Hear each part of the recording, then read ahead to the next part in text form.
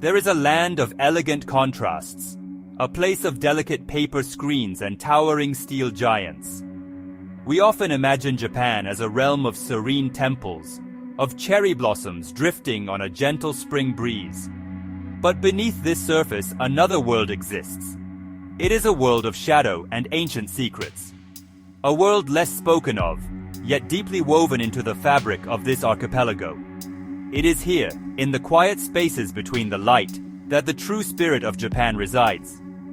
These are the stories that are not always told, the truths that hide in plain sight. We begin our journey where the wind itself seems to hold its breath.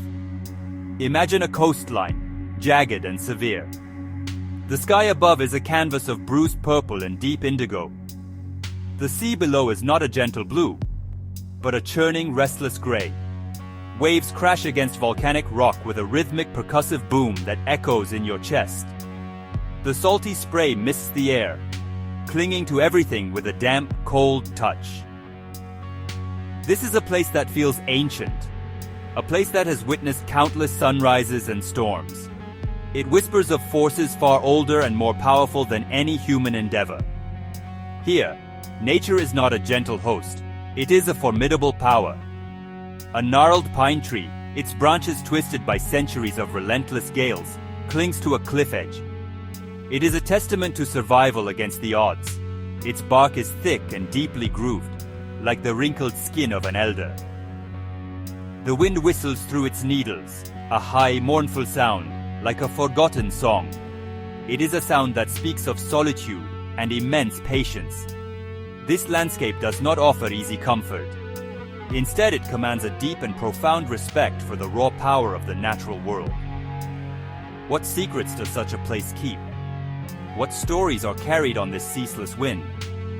To understand Japan, one must listen not only to the voices of its people, but also to the silent language of its land. We must look beyond the polished and the perfect.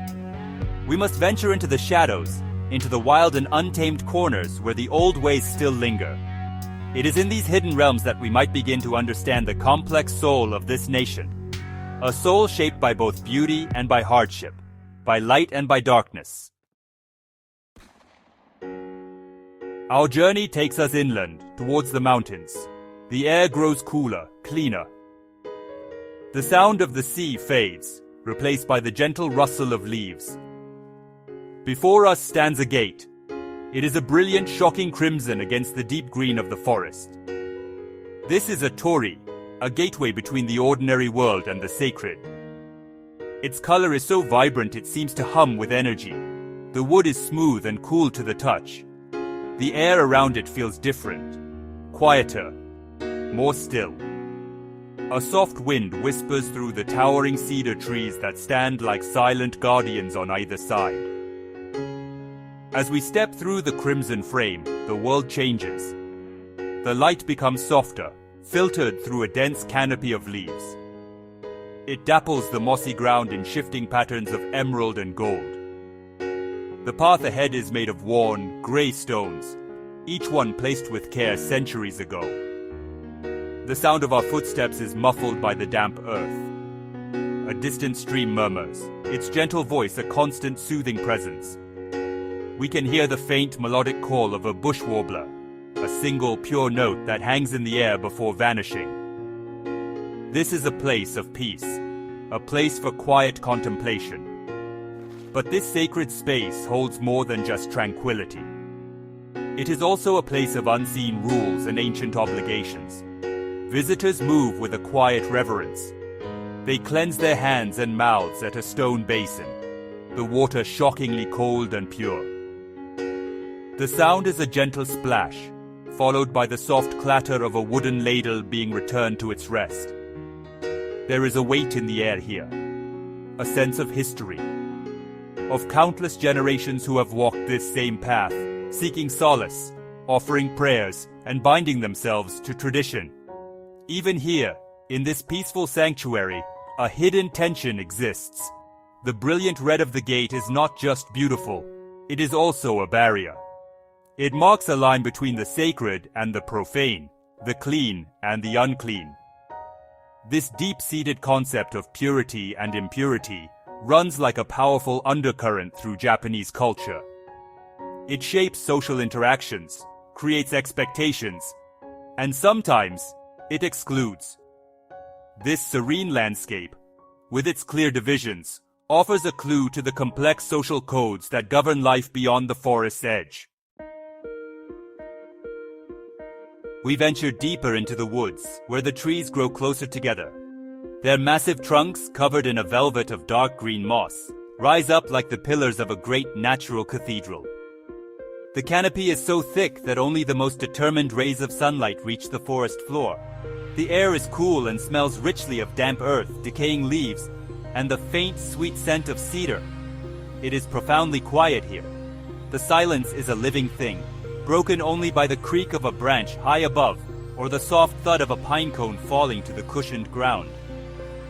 This forest is known by a somber name, Aokigahara, a place of deep shadow and sorrow. It is a landscape that has absorbed human sadness.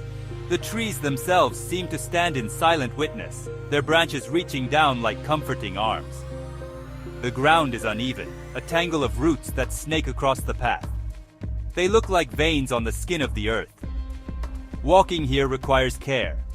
Each step is deliberate. The wind is gone, and the air is heavy and still. You can feel the immense weight of the trees, the soil, the silence. Suddenly, a flicker of movement. A Japanese marten, its fur the color of rich chocolate, pauses on a fallen log. It looks at us with bright, curious eyes. Its nose twitches, testing the air. For a moment it is perfectly still, a small, warm life in the vast, cool silence. Then, in a movement too quick for the eye to follow, it vanishes back into the undergrowth. The forest returns to its stillness. The moment reminds us that even in places associated with darkness, life continues in its own secret, resilient way. This forest, with its haunting reputation, represents a side of Japan that is often hidden.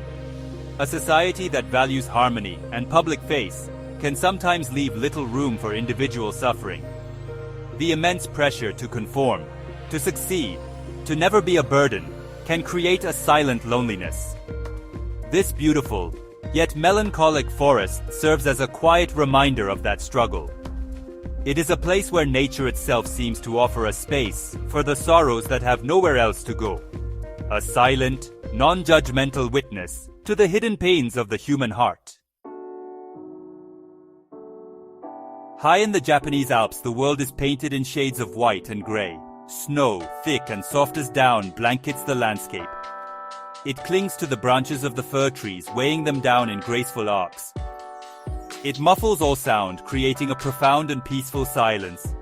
The air is sharp and incredibly cold, stinging the lungs with each breath.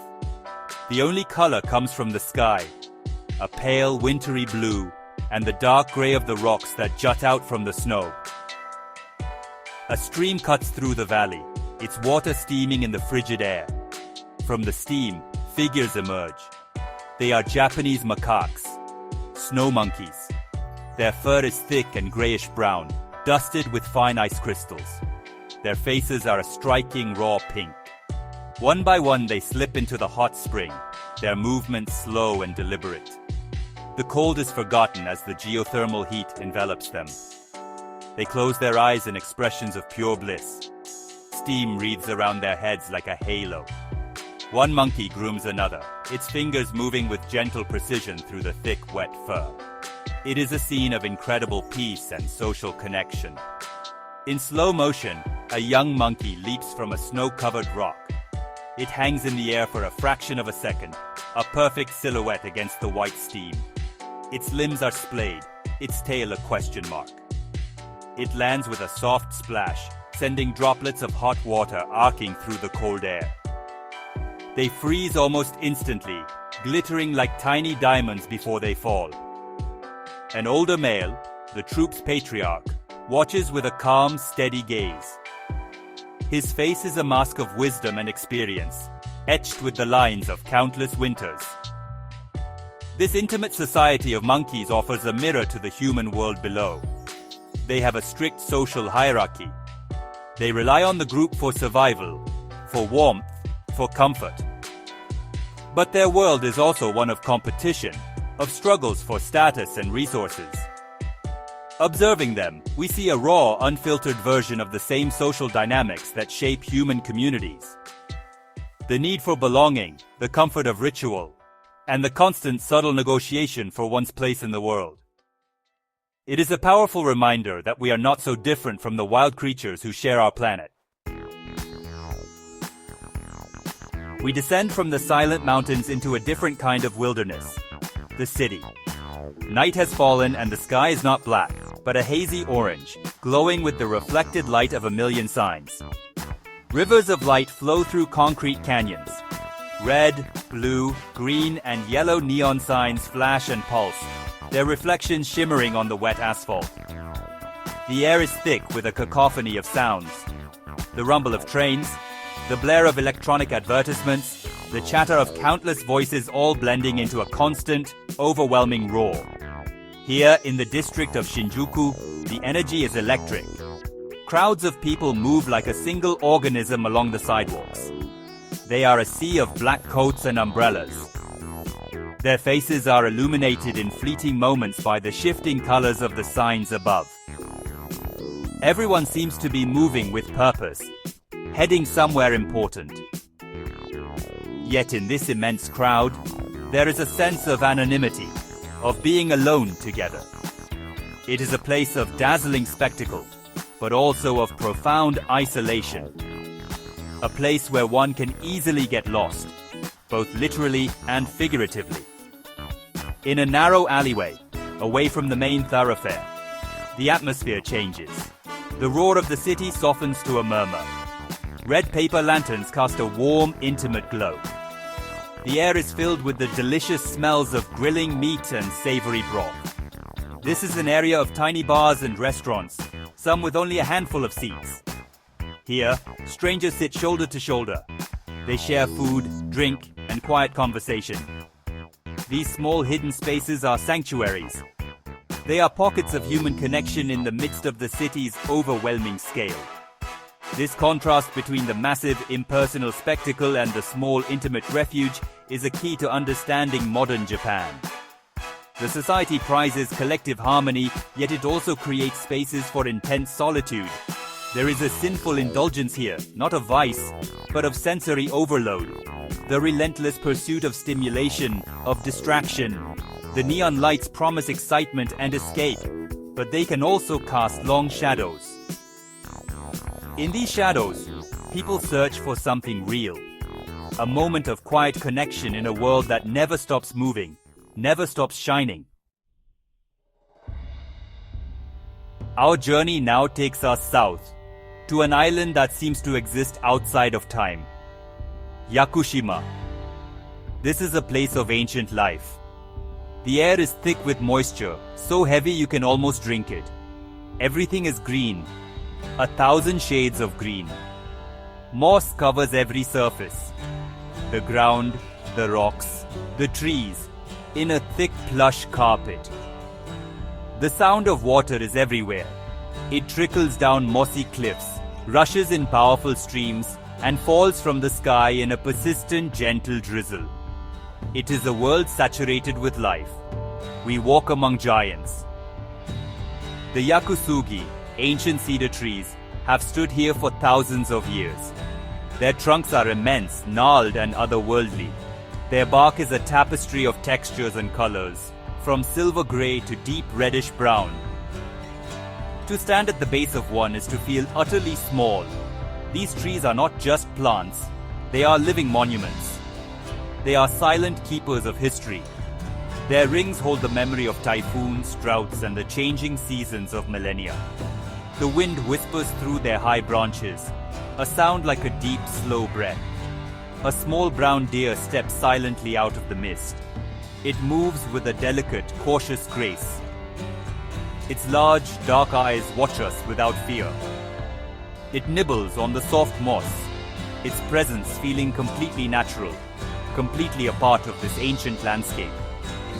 The deer and the monkeys of this island have a unique relationship with the people. They are not pets, nor are they simply wild animals.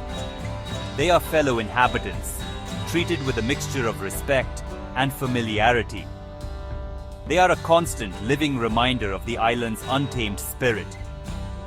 But even this primeval paradise has its sins, or rather, its burdens. The island's incredible beauty attracts many visitors. The challenge is to welcome them without destroying the very thing they come to see. The paths are carefully maintained, and rules are in place to protect the fragile ecosystem. There is a constant tension between preservation and access, between sharing this wonder with the world and protecting it from the world's impact. This island is a microcosm of a global struggle, how to love a place without loving it to death. The sun is low, casting a long golden light across the water. We are in the Seto Inland Sea, a body of water sheltered by 3 of Japan's main islands. The sea is not a deep, intimidating blue, but a calm, translucent jade. Its surface is as smooth as glass, broken only by the gentle ripples of our boat. Hundreds of small pine-clad islands dot the horizon, their shapes softened by the evening mist. They look like the brushstrokes of a master painter on a silk scroll. The air is warm and carries the scent of salt and pine. As we glide through the water, we witness a quiet, nightly ritual. Fishermen in small wooden boats are lighting fires.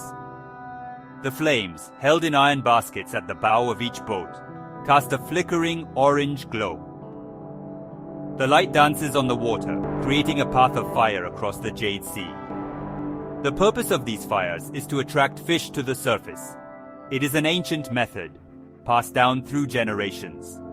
The only sounds are the crackle of the burning wood and the soft lap of water against the hulls of the boats. The work is slow and patient. The fishermen move with an economy of motion born from a lifetime of practice. They are silhouetted against their own fires, their faces unreadable in the deep twilight. This is not a grand or heroic act, but a simple, profound connection between humans and the sea. It is a life of repetition, governed by the tides and the seasons. A life that finds its meaning not in constant change, but in steadfast tradition and a deep understanding of the natural world. Yet this idyllic scene masks a harsher reality. This traditional way of life is fading. Younger generations are drawn to the cities, seeking different opportunities. The fishing villages are growing older, quieter. The knowledge held by these fishermen, an intimate understanding of the sea's moods and secrets, is at risk of being lost. The sin here is one of forgetting, of letting a deep cultural heritage slowly slip away, like a boat drifting silently out into the night. The beauty of the scene is tinged with a quiet sadness for what may soon be gone. We find ourselves in Kyoto, the ancient heart of Japan. Here, tradition is not just a memory, it is a living, breathing presence. We walk through Gion, the famous geisha district. The buildings are made of dark, weathered wood. Their latticed windows are covered with delicate paper screens, glowing softly from within. The narrow street is paved with stone, polished smooth by centuries of footsteps. The air is quiet, carrying the faint, sweet scent of incense and the distant sound of a shamisen being plucked. A door slides open. A Maiko, an apprentice geisha, steps out into the twilight. Her face is a perfect oval of white makeup, her lips painted a small, brilliant red. Her kimono is a work of art made of heavy silk embroidered with intricate patterns of flowers and birds. She moves with a carefully practiced grace. Her steps are small and quick on her wooden gaita sandals, which make a distinctive hollow clacking sound on the stone street. She does not look at the watching tourists.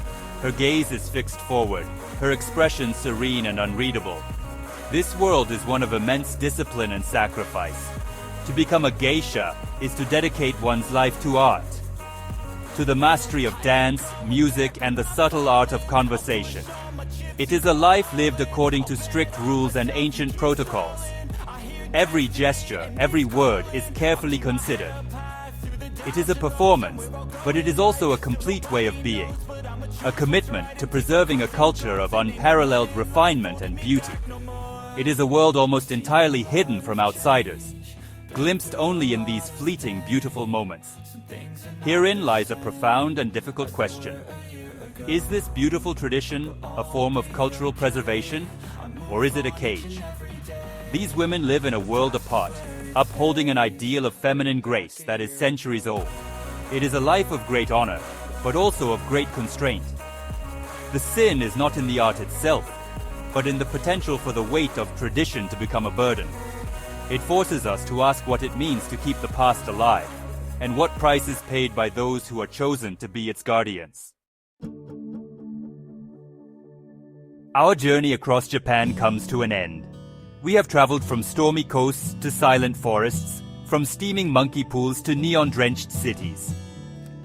We have seen the brilliant crimson of a sacred gate and the soft glow of a paper lantern. We have heard the whistle of the wind through an ancient pine and the clatter of wooden sandals on a stone street. We have glimpsed a nation that is far more complex than its serene image suggests.